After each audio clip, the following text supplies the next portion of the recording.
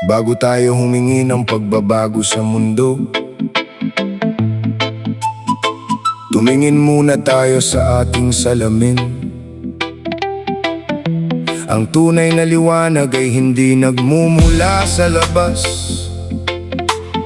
kundi sa kung paano natin tratuhin ang ating mga mahal sa buhay sa loob ng ating tahanan. Dahil ang mga bata, hindi sila nakikinig sa ating sinasabi.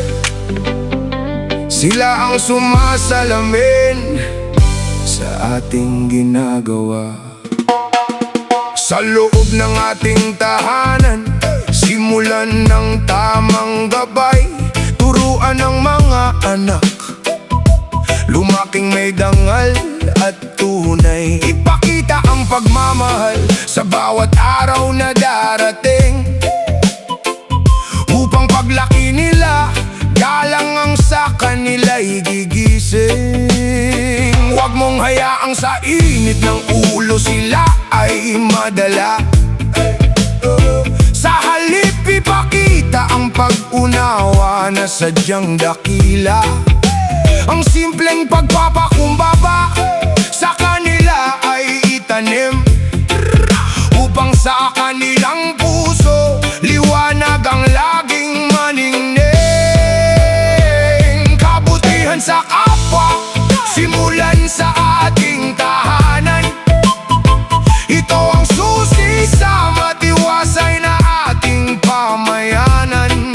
Kung ano ang itanim, siya rin aanihin sa dulo. Respeto sa kapwa, dapat ay laging totoo.